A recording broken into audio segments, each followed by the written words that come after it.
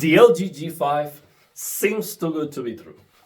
And let me tell you, I've been very positive about the G5 because they decided to remove the MLA. Thank you very much. What that means is we basically have the best looking TV in the world under lighting conditions. Okay, as you can see here, this is undeniable proof. We have the A95L second generation QD OLED, which has a glossy finish with some anti-reflective surface treatment.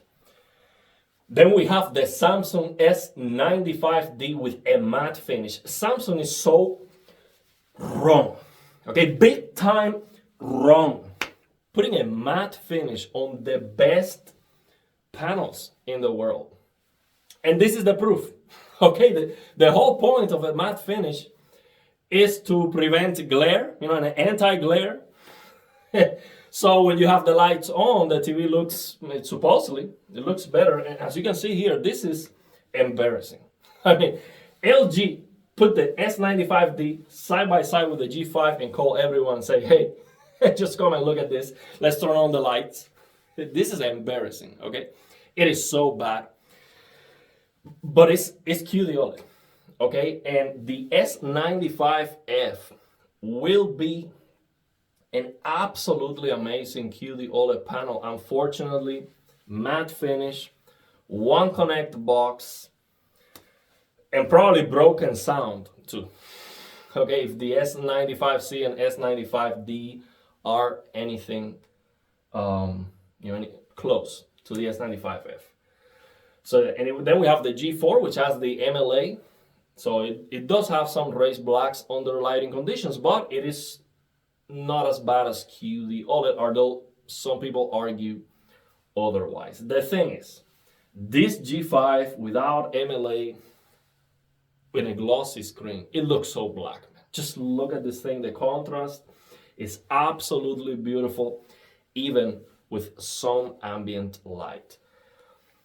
Now the thing is, there is no way the G5 will have better color than QD OLED. No way. And we can see here this review or first impressions or measurements from HD TV test that the color gamut is far below QD OLED, okay?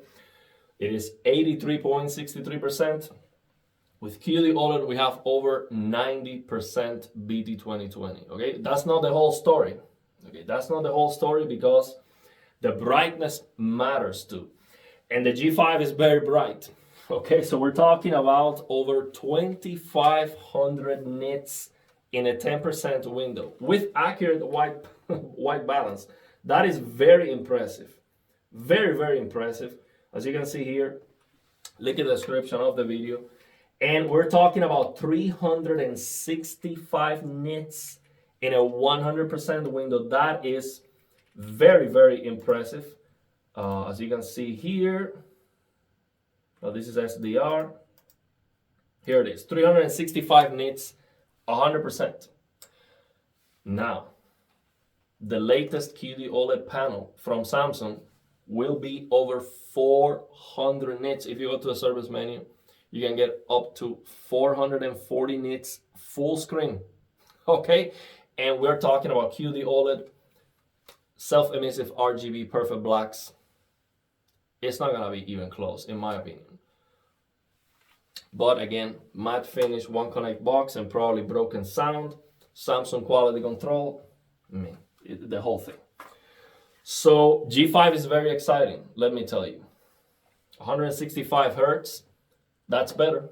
And that is noticeable for PC gaming. 165 hertz means 6 milliseconds of persistence equal to 6 pixels of motion blur when moving at 1000 pixels per second versus 7 pixels of motion blur when moving at 1000 pixels per second with 144 hertz that we had before. So that is an improvement, and it is a very nice improvement. Well, the S95F will also be 165 hertz. Unfortunately, the Panasonic Z95B having the same LG G5 panel will be 144 hertz. that's a no-go for PC gaming. Unfortunately, because that Panasonic TV is looking very premium with active cooling and great sound. It is very, very unfortunate. So the thing is, with these comparisons that we are seeing here, and one of the main reasons why I am making this video, you cannot see the difference that you will see with gaming. Okay?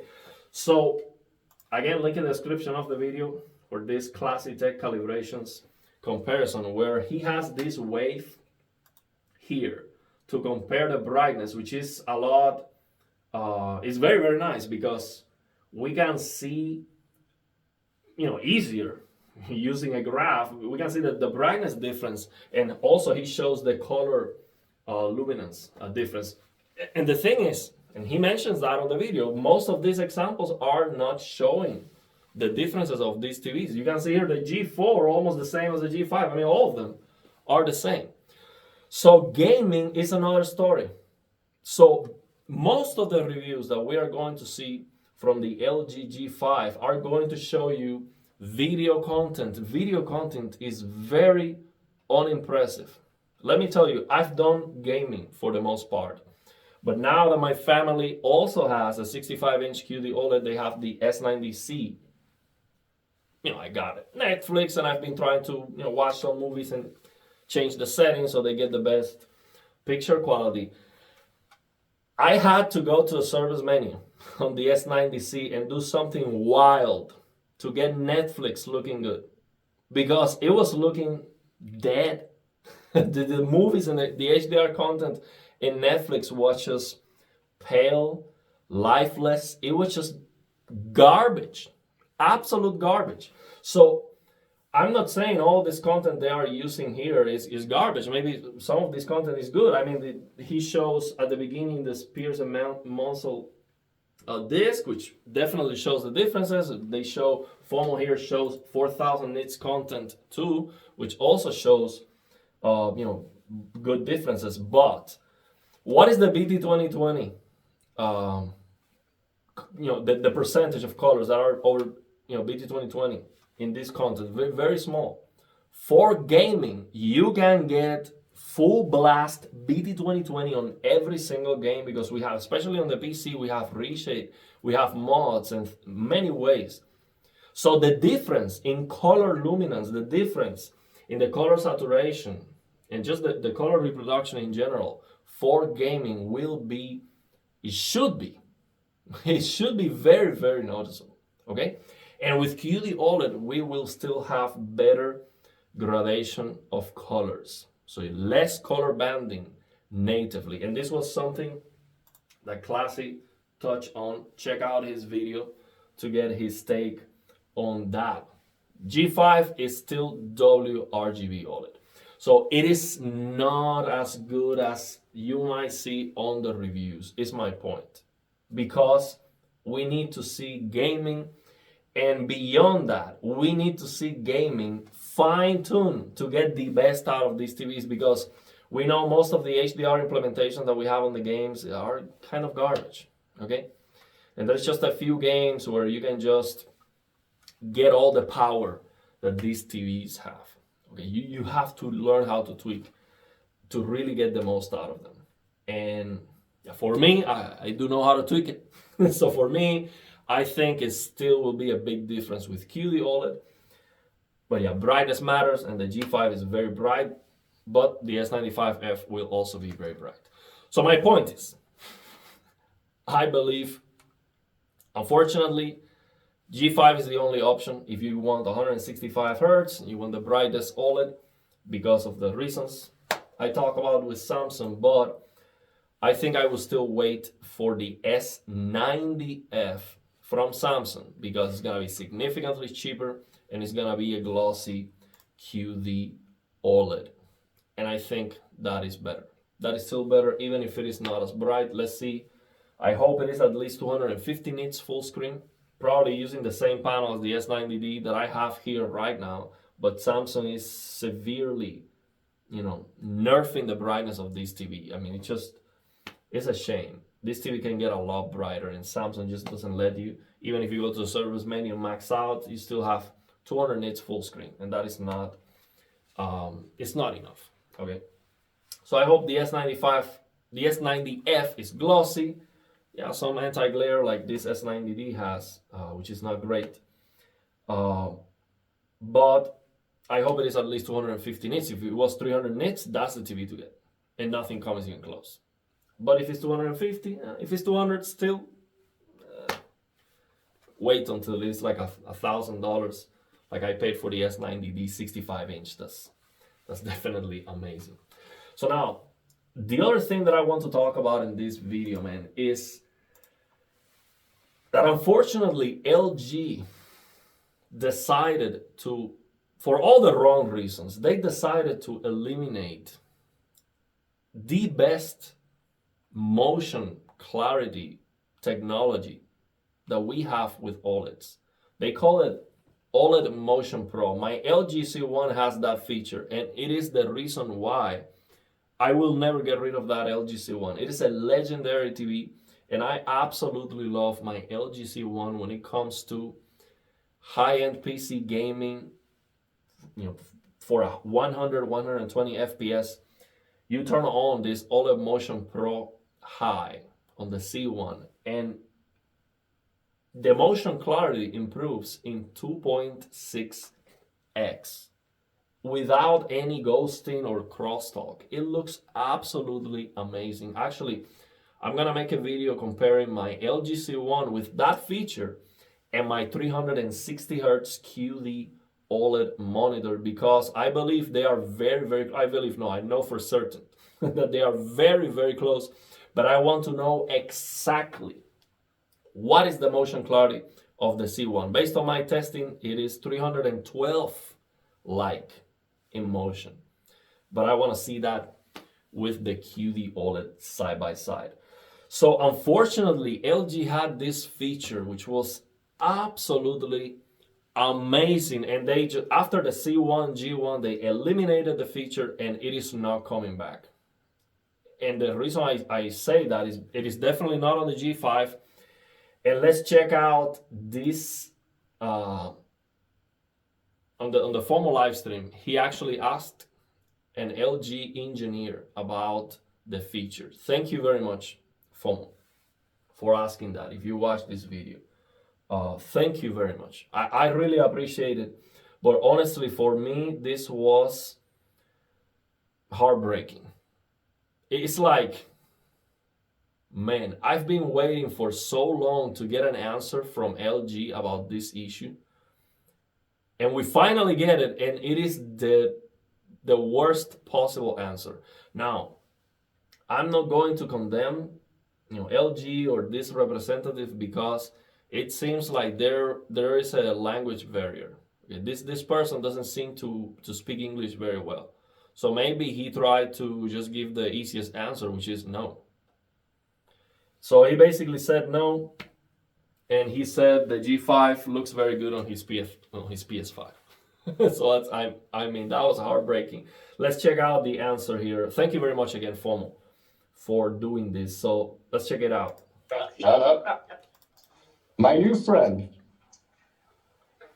Ray, the engineer, they were asking about ProMotion from the older LG. When are you going to bring it back for gaming? Because gamers want that BFI, right? The motion. Are you planning to bring that back? Do you know? Oh, okay. Actually, I enjoy PlayStation. Especially, I like PS5. Okay. All right. Well, Man. So thank you very much, FOMO, again. Man. So yeah, he asked him, hey, gamers want ProMotion. What's going on with that? And he says, no. And then he says that he likes the G5 with his PS5.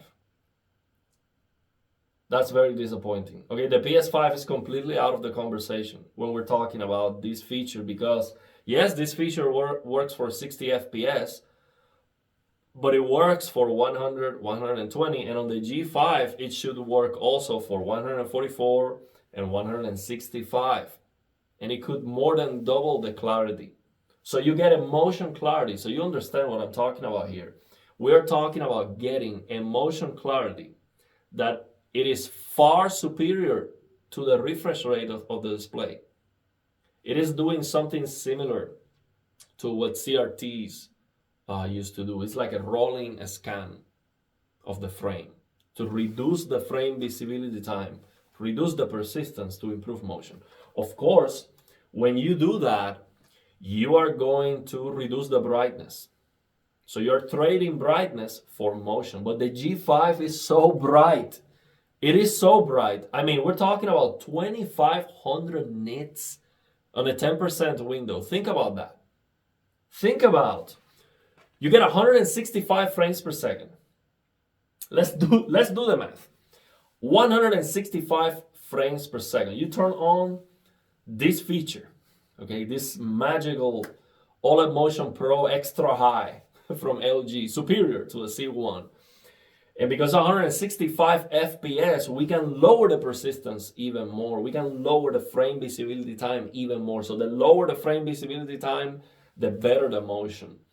And because a high frame rate, the flickering is not gonna be there. I mean, on my C1 at 100, the flickering is completely gone to my eyes. Flickering perception depends on the person. But let's think about this. 165 FPS, we get 2,500 nits in a 10% window. So let's say that we can do a rolling scan on the G5.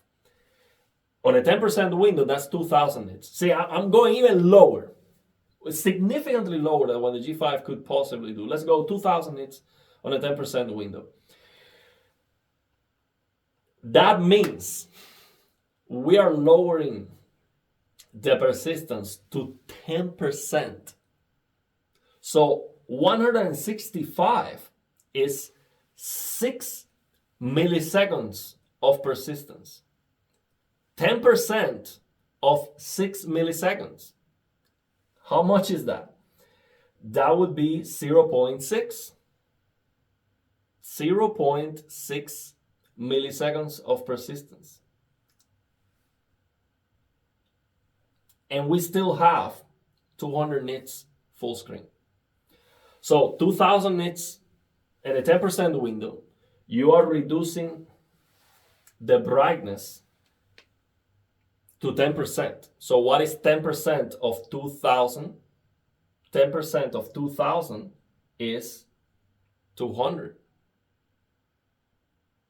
So 200 nits, I mean, that's very bright. That's very bright. So we're talking about below 1 millisecond of persistence, with still plenty of brightness. That would be just absolutely amazing. Absolutely amazing. And it is a shame. It's just a shame that LG doesn't see that. I mean, that would be a win. That for gamers, that feature would be insane. I would tell everyone, run and buy the G5. And I would buy it myself. I would buy myself and I would be so happy. So yeah, they are really missing. They are missing out. They don't know the potential that they have. It's just crazy. Just absolutely crazy. And to this point, the G5, it looks very good with the PS5. Well, the Samsung is better for the PS5 actually, because Samsung has low latency motion interpolation. So that what that does for you is you get 60 FPS on your PS5, and Samsung can double the motion using low latency motion interpolation. It's like frame generation on your TV. LG doesn't have that. So for the PS5, the G5 is not actually great. Okay, so I'm sorry, that's not great.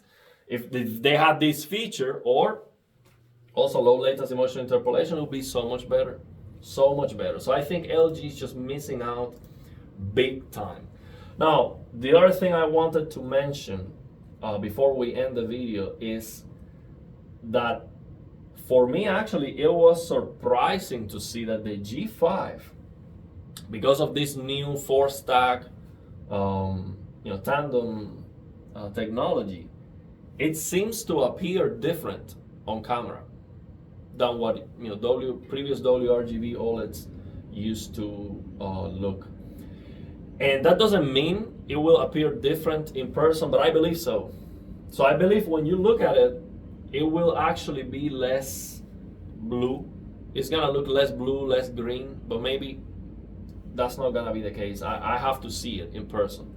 But that is interesting.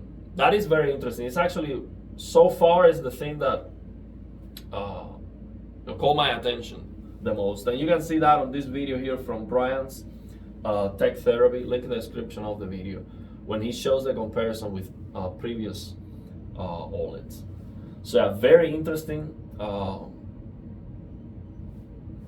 want to see how it looks, definitely. So I'm gonna check it out. I'm gonna go to the store when it comes out and maybe do an in-store impressions of the G5. Looking forward to it. Although in the store they always have the TV in vivid mode, and it's just disgusting. It looks so bad anyway, so it's difficult to see. But at least I can get a feel for the G5. So yeah, that is my take so far on the G5. So yeah, best TV to get next year. This year actually. Best TV to the best TV to get next year when the price is significantly lower. But yeah, and the reason is glossy finish, no MLA, best looking TV under lighting conditions. It is super bright and it is more colorful than previous WRGB OLEDs, but not better than QD-OLED. The thing is, Samsung has so many wrong things, so many downsides going for it, that it just makes it. I mean, if Samsung didn't have the matte finish, if Samsung was glossy, no anti-glare, please. No one connect box and audio that works at least, without buzzing and the whole plastic back of the TV rattling like crazy. It will be the best TV, nothing comes even close. Yeah, just turn off the lights so you don't get the QD-OLED raised blacks, and that's it. That would be a solid recommendation. And the G5 wouldn't be able to touch that, especially if you go to the service menu on the Samsung. But yeah, it's just how I see it so far. So yeah, let me know your thoughts and opinions. What do you think about the G5 so far? Are you gonna buy one? And let me know if you have any questions.